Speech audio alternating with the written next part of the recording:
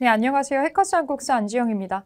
해커스 한국사 능력 검정 시험 시대별 기출문제풀이 심화편 이제 근대 파트로 넘어왔습니다. 네, 흥선대원군 시기를 다뤄볼 건데 여기도 문제의 숫자가 조금 많아서 두 개의 강으로 쪼개서 진행을 해보겠습니다. 네, 우리 근대사 파트로 지금 넘어왔고요. 오늘 우리가 하는 파트는 흥선대원군의 개혁과 개항 이후의 정책을 한번 살펴볼 텐데 1번부터 12번까지 문제로 첫 번째 강의 정리 한번 해보겠습니다. 1번 문제 볼게요. 가에 들어갈 내용으로 가장 적절한 것은 시아버지 죽어 이미 상복을 입었고 갓난아이 베냇물도 다 안 말랐는데 3대의 이름이 모두 군적에 실려 있다. 이거를 억울함을 호소해도 들어주지 않는다라는 시조가 지금 있습니다. 이 글은 군정의 문란으로 고통을 받는 백성의 삶을 표현한 애절양이란 시입니다. 이거 정약용이 작성한 시고요. 군적이라고 하는 건 이 군적을 지는 남성의 나이대가 16세부터 60세까지인데 보니까 이미 사망한 사람도 군적에 아직도 올라가 있고 아직 아기인 갓난아기도 군적에 올라가 있고 이런 식으로 좀 불법적인 행위가 많이 있었다라는 거죠. 이것 때문에 세금을 내느라고 집에 남는 게 아무것도 없는 상황이 반복되고 있는 이런 폐단을 해결하기 위해서 흥선대원군이 어떤 액션을 취하는 게 있습니다. 그걸 한번 골라볼게요. 양반들에게도 군포를 징수하는 호포제를 실시했다. 원래 양반은 안 내지만 이 군포를 못 사는 백성들만 이렇게 죽어라 내다 보니까 심지어 이것마저도 제대로 되고 있지 않았던 거죠. 그래서 양반에게도 군포를 징수하는 호포제라는 거를 흥선대원군이 실시를 합니다. 이게 맞는 내용이라서 1번을 답으로 체크할 수 있겠고요. 전세를 1결당 4도에서 6도로 고정하는 영정법은 인조가 하는 거고 현직 관리에게만 과전을 지급하는 직전법을 시행하는 것 세조고요. 봄에 곡식을 빌려주고 가을에 갚도록 하는 의창이라고 하는 건 고려시대에 있었던 건데 고려시대 성종 때 있었던 거고요. 기금을 모아서 그 이자로 빈민을 구제하는 제위보도 고려시대 겁니다. 고려시대 광종 때 설치가 되는 거죠. 그래서 이것도 아니고 1번으로 찾아주시면 됩니다. 2번 가 인물에 대한 설명으로 옳은 것은 신병창이 가 앞에 나가 품위했더니 이르기를 성묘, 동서무에 배향된 재현 및 충절과 대의가 매우 빛나 영원토록 높이 받들기에 합당한 47곳의 서원 이외에는 모두 향사를 중단하고 사익을 철폐하라고 하였다. 그래서 47개를 제외하고서는 모두가 다 없어졌다라는 얘기입니다. 서원철폐. 서원철폐라고 하는 것은 흥선대원군이 했었던 제일 큰 일 중에 하나였죠. 서원철폐. 전국의 서원이 1000개가 넘었다라고 하니까 이거에 폐단을 지적을 하고 47개를 딱 뽑아가지고 나머지를 다 없애버렸습니다. 흥선대원군에 대한 설명으로 맞는 거 고를게요. 종로와 전국의 각지에 척화비를 건립하는 거 흥선대원군이 한 거 맞죠? 신미양요하고 나서 척화비를 건립을 합니다. 1번이 답이 되겠네요. 나선 정보를 위해서 조총부대를 파견하는 거 효종이 하는 거고 각 궁방과 중앙관서의 공노비를 해방을 하는 이거 순조 때 6만의 공노비를 해방했던 게 또 있죠. 도성을 방비하기 위해 총융청을 설치하는 거 요거 인조 때 하는 거고요. 통치체제를 정비하기 위해서 경국대전을 편찬하는 거 성종이 하는 거죠. 그래서 1번으로 찾아줄 수 있겠고요. 3번 밑줄 그은 중건 시기에 있었던 사실로 옳은 것을 보기에서 고른 것은 경복궁 영건일기는 한성부 주부 원세철이 경복궁 중건 시기를 시작부터 끝날 때까지의 상황을 매일매일 기록한 겁니다. 그래서 여기 보니까 광화문의 현판이 검은색 바탕에 금색 글자였음을 알려주는 묵질금자가 적혀 있어서 광화문 현판의 옛날 모습을 고증하는 근거가 됩니다. 이 경복궁 영건일기가 발견된 게 비교적 최근이라서 우리가 지금 현재 광화문의 모습을 나중에 후대에 복원을 했을 때 잘못한 거예요. 이게 현판의 컬러나 글자의 컬러가 뭔지 알 수가 없어서 우리는 묵질금자가 아니라 그냥 흰색 바탕에다가 검은색 글자를 해놨었는데 여기에 떡하니 묵질금자라고 써 있어서 지금 현재에는 묵질금자 버전으로 교체가 되어 있습니다. 네, 경복궁을 영건했다라고 하는 거 다시 짓는 건데 경복궁은 임진왜란 때 불에 타고 나서 다시 짓지 않고 상당히 오랫동안 방치가 됩니다. 한 270년 정도 방치가 되다가 고종이 등극을 하고 나서 연약한 고종한테 좀 정통성이 있는 건 아니니까 이런 거를 좀 보완하기 위해서 고종의 아버지인 흥선대원군이 대대적으로 경복궁을 중건하는 사업을 진행을 합니다. 3년 정도 경복궁 중건 사업이 진행이 됐는데 일단은 고종과 흥선대원군 시기로 요거를 체크를 하고 보기에서 골라보겠습니다. 비변사가 설치가 되는 시점, 비변사가 설치가 되는 거는 중종 때 이미 설치가 돼요.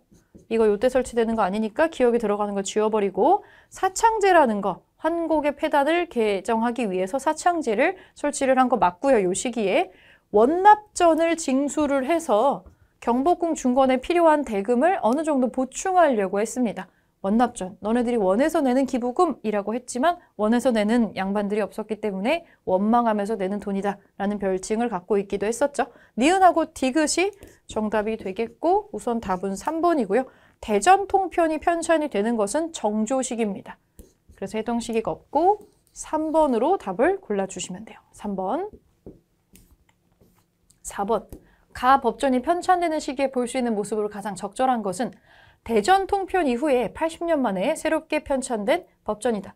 기존 법전을 기본법으로 삼고 각종 조례 등을 보완을 해서 체계적으로 정리를 했었던 조선시대 마지막 통일 법전이다. 이거는 고종 때 만들었던 대전회통이 있습니다. 대전통편은 정조 때 제작을 했었던 거고 마지막으로 대전회통이라고 하는 거를 고종 때 만들게 됩니다. 자, 그럼 우리가 편찬된 시기 찾는 거는 고종 시기입니다. 고종 찾아볼게요. 동의보감을 집필하는 의관은 이 시기에 볼 수가 없죠. 이 사람은 허준인데 선조하고 광해군 시기에 걸쳐서 집필을 하기 때문에 못 보고 만동묘 복구를 건의하는 유생은 볼 수 있습니다. 만동묘는 그 명나라의 신종이나 의종에 대한 제사를 모시는 그런 데였는데 명나라 황제에게 제사를 올리는 거였는데 숙종 시기에 만들어지는 거거든요. 흥선대원군이 서원철폐를 하면서 만동묘도 없애버립니다. 그래서 유생들이 들고 일어나서 만동묘 복구를 건의를 하는 걸 거세게 진행을 했었죠. 2번은 볼 수가 있는 모습이고요. 혼민정음을 연구하는 지편전 학자 세종시기, 개해약조의 초안을 작성하는 관리 세종시기, 성균관의 탕평비 건립을 명하는 국왕은 영조입니다. 그래서 이 시기에 맞는 고종 시기에 볼 수 있는 모습은 2번으로 찾아주시면 됩니다.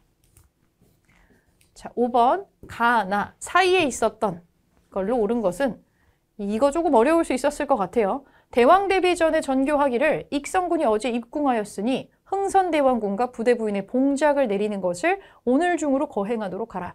익성군이 누구겠어요? 고종이죠, 고종. 여기는 고종의 즉위. 고종의 즉위 시점이랑 지금 맞물려 있습니다. 그러면 나를 볼게요. 종로에 비석을 세웠다. 그 비에서 이르기를 서양 오랑캐가 침범하는 데 싸우지 않으면 즉 화친하는 것이요. 화친을 주장함은 나라를 팔아먹는 것이다. 척화비네요.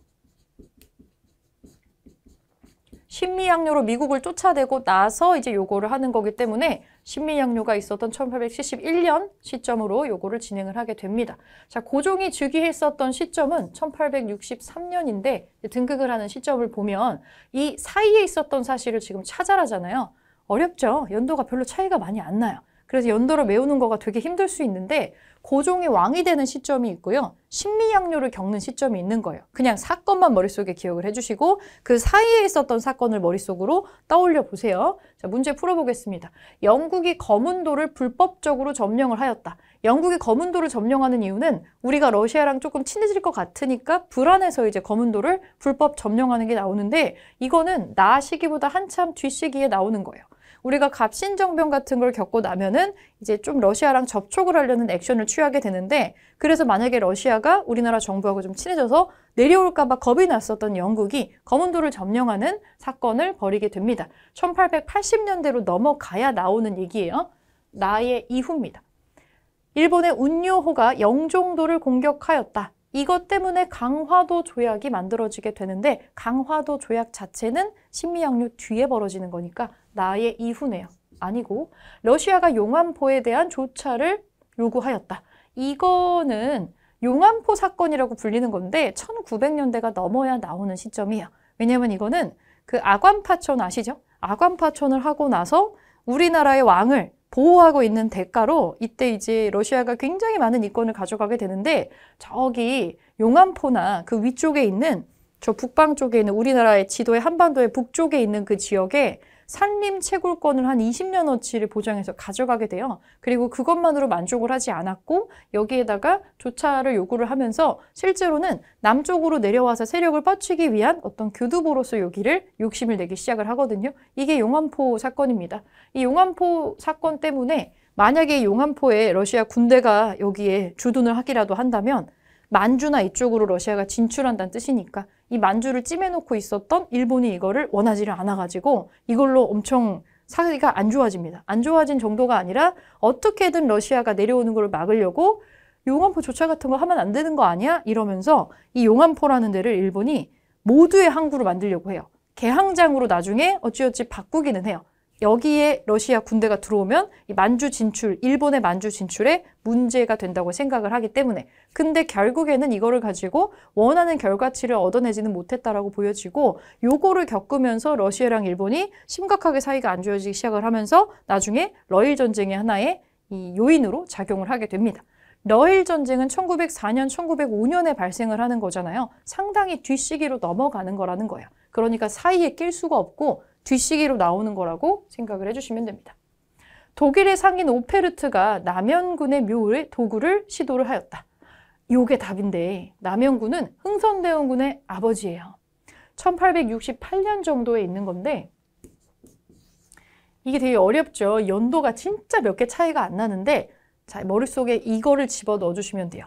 고종이 등극을 합니다. 고종이 등극을 하고 흥선대원군이 세력을 잡아요. 흥선대원군은 기본적으로 서양 사람들한테 공개 안 한다 주의입니다. 쇄국정책이라고 들어보셨죠? 쇄국정책을 하면서 우리가 병인박해나 병인양류 같은 걸 또 겪게 되잖아요. 그러면서 기본적으로는 너네들하고 우리는 소통하지 않아. 서양 사람들하고 우리는 교류를 하지 않는다를 굉장히 많이 고수를 합니다. 당연히 문물을 교류하는 거는 고사하고 물건을 사고 파는 것조차도 완벽하게 허통을 하지 않고 있는 그런 시점이니까 우리나라에 들어와서 물건을 막 사고 팔고 해서 이윤을 얻고 싶었던 사람들은 그런 외국인들은 이게 마음에 들지가 않았겠죠. 근데 서슬퍼렇게 흥선대원군이 안 된다고 하고 있으니까 이거를 허용을 시키려면 이들하고 교류를 틀려면 뭘 해야 될까 고민하는 사람이 나오기 시작하고 그 중에 하나가 독일의 상인이었던 오페르트라는 사람이 있었던 거예요. 이 오페르트라는 사람이 어떻게 하면 흥선대원군을 설득을 할 수 있을까 고민을 하다가 이상한 조언을 받게 되는 거죠. 분명히 이 조언을 해준 사람은 분명히 조선 사람입니다. 이런 발상은 조선 사람밖에 할 수가 없어요. 조선은 예의범절과 효 이게 너무너무 중요한 국가이기 때문에 조상의 무덤을 상당히 중요하게 케어를 한다. 그 아버지 무덤을 파가지고 조상의 무덤을 파서 거기에 있는 뼈를 인질로 잡고 이걸 요구를 하면은 우리랑 통교를 하게 해줄 거다라고 누군가 괴상한 아이디어를 낸 거죠. 그래서 오페르트가 사람들을 끌고 가서 밤에 몰래 가서 흥선대원군의 아버지인 남영군의 묘를 파헤치는 굉장히 충격적인 사건이 있었어요. 이때 끌고 간 인부가 뭐 한 100명이랬나? 하여튼 엄청나게 많은 사람을 끌고 가서 무덤을 다 팠는데 실패합니다. 왜냐면 이 자리가 그 흥선대원군이 엄청 힘들게 산 명당 자리거든요. 되게 힘들게 산 명당 자리예요. 혹시라도 누가 우리 명당 자리를 훔쳐갈까 봐 아버지 무덤에 묻을 때 관을 석회를 들이부어가지고 약간 이제 딱딱하게 굳혀놓은 거예요. 뚜껑을 못 닫게. 그렇게 해가지고 넣어놔서 관까지는 팠는데 여기 석회가 덮여가지고 딱딱하게 굳어 있으니까 이거를 깔 수가 없었던 거예요. 그래서 이거 뭐야 하고 있는데 동이 터오고 이제 묘지기가 올 시간이 되니까 급해가지고 무덤을 덮지도 못하고 그냥 도망갔어요. 나중에 무덤이 파헤쳐진 걸 보고서 이 묘지기가 묘 지키는 사람이 와가지고 깜짝 놀래가지고 이제 이거를 중앙에다가 보고를 하게 되거든요.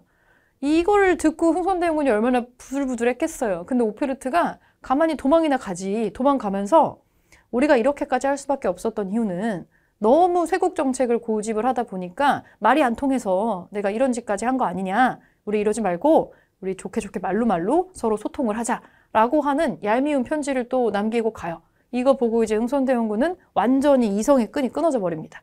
이런 짓을 당하면 그럴만하죠.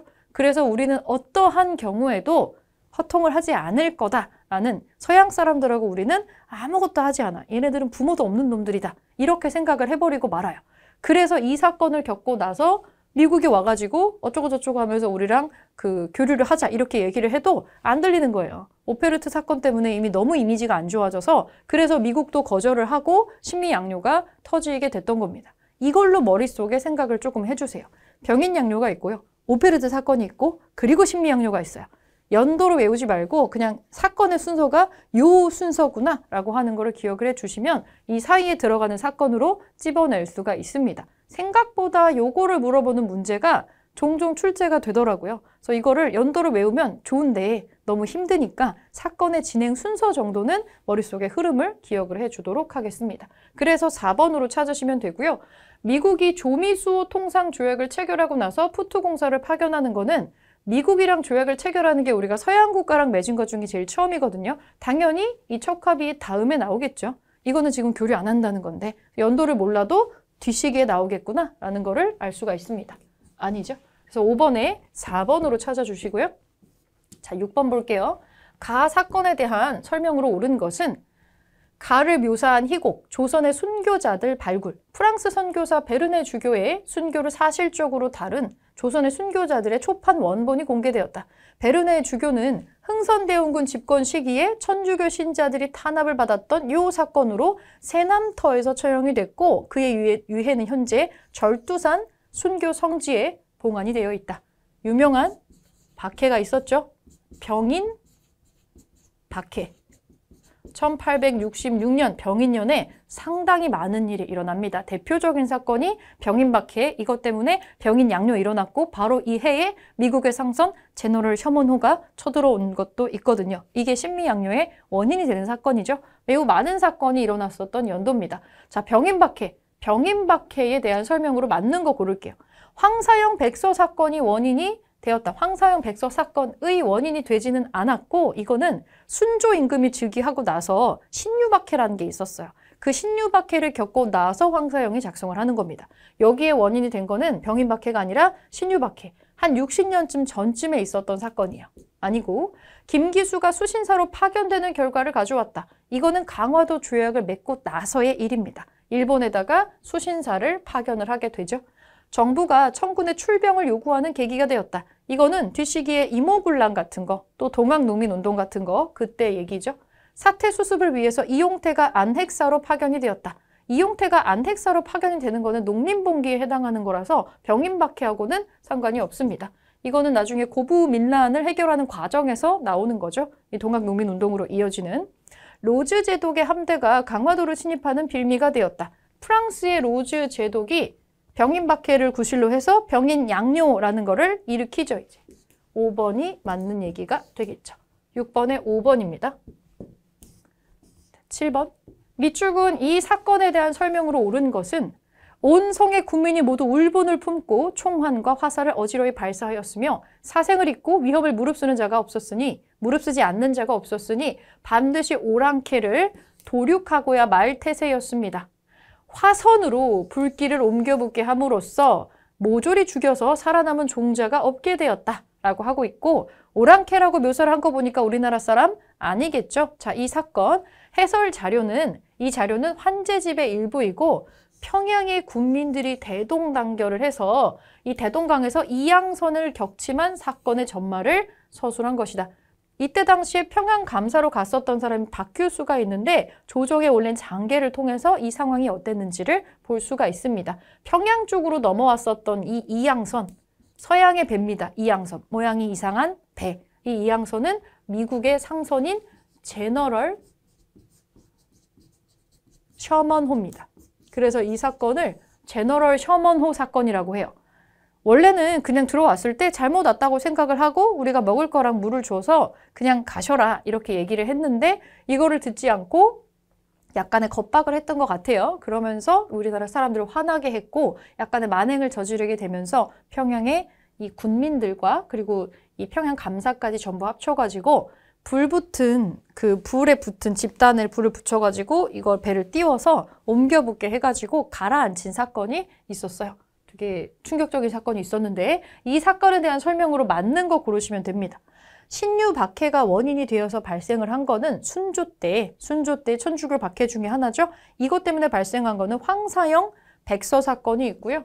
신미양요가 일어나는 계기가 되었죠. 이걸 겪고 나서 몇 년 뒤에 이제 또 요거를 구실 삼아서 미국이 쳐들어오게 되니까 신미양요의 원인이 되는 사건입니다. 전개 과정에서 전주화약이 체결되는 건 동학농민운동이고요. 외교장각 도서가 국외로 약탈되는 결과를 가져온 거는 병인양요입니다. 프랑스랑 싸운 거죠. 오페르트의 남영군의 묘 도굴 사건을 배경으로 일어날 수는 없어요. 이거는 병인년 1866년에 일어난 사건이고 이 사건의 뒤에 일어난 게 오페르트 도굴 사건입니다. 그래서 이거는 시대적으로도 배경이 될 수가 없습니다. 자, 7번에 2번으로 답을 찾고요. 8번. 밑줄은 이 사건에 대한 설명으로 옳은 것은 매우 가난해 보이는 강화도에서 각하에게 보내드릴 만한 것은 아무것도 없는데 근데 보니까 조선의 왕이 갖고 있는 도서관에 중요한 책이 많이 있더라. 세심하게 공들여 꾸며진 340권을 수집했으며 기회가 되는 대로 프랑스로 보내겠습니다. 로즈 제독이 해군성 장관에게 보낸 서신인데 프랑스군이 강화도를 침략한 이 사건 당시에 외교장각의 도서가 약탈되는 과정이 기록되어 있습니다. 병인양요죠. 자, 병인양요에 대한 설명으로 맞는 거. 청군의 개입으로 종결되지 않았어요. 청군의 개입으로 종결된 거는 이모군란과 갑신정변이죠. 제물포 조약의 체결로 이어지는 거 이모군란 설명이고요. 오페르트 도굴 사건이 계기가 되었다. 될 수 없죠. 병인양요보다 뒤에 일어난 사건이에요. 오페르트 도굴 사건은. 양헌수 부대가 정족산성에서 적군을 크게 물리칩니다. 4번이 답이겠네요. 영국 함대가 거문도를 점령하는 배경이 되었다. 이 거문도 사건 자체는 병인양요의 한참 뒤에 일어나기도 하고요. 영국의 함대가 거문도를 점령하는 이유는 러시아의 남하를 막기 위해서입니다. 그래서 8번은 4번으로 찾아주시면 되고요. 자, 9번 볼게요. 가 사건에 대한 설명으로 옳은 것은 전등사네요. 강화도에 있는 거. 강화도 정족산성 안에 위치한 사찰이다. 사찰 내에는 조선 왕조 실록을 보관하였던 정족산 사고가 복원이 되어 있고 뿐만 아니라 뭐뭐뭐뭐 때 프랑스군을 물리친 양헌수 장군의 승전비도 있다. 양헌수 장군이 나옵니다. 이거 병인양요죠. 자, 병인양요에 대한 설명으로 옳은 거. 운유호 사건을 빌미로 일어날 수가 없죠. 운유호 사건이 한참 뒤에 있어요. 요것 때문에 일어난 건 강화도 조약이고요. 왕이 공산성으로 피난하는 계기가 되었다. 인조 때 이괄의 난을 얘기하는 거고 전개 과정에서 외교장각 도서가 약탈이 되죠. 3번이 답이네요. 사태 수습을 위해서 이용태가 안핵사로 파견이 된 거는 고부밀란에 해당하는 거죠. 고부밀란. 황사영이 외국 군대에 출병을 요청하는 원인이 된 거는 순조 때 있었던 신유박해가 있습니다. 그래서 병인양요 설명은 3번을 찾아주시면 되고요. 자, 10번.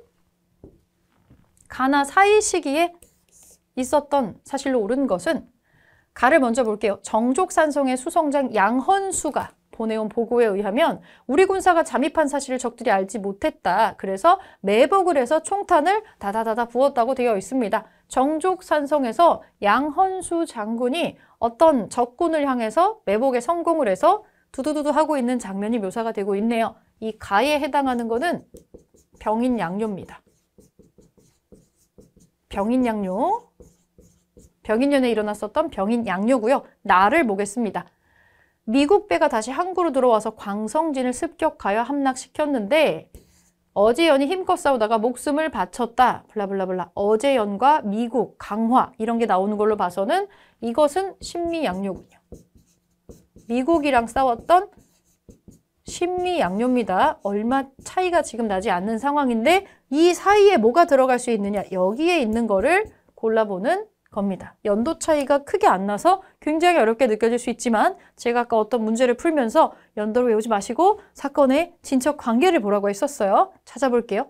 일본의 군함인 운유호가 영종도를 공격하는 건 신미양요보다 뒤식이 일어나야 됩니다. 신미양요보다 뒤에.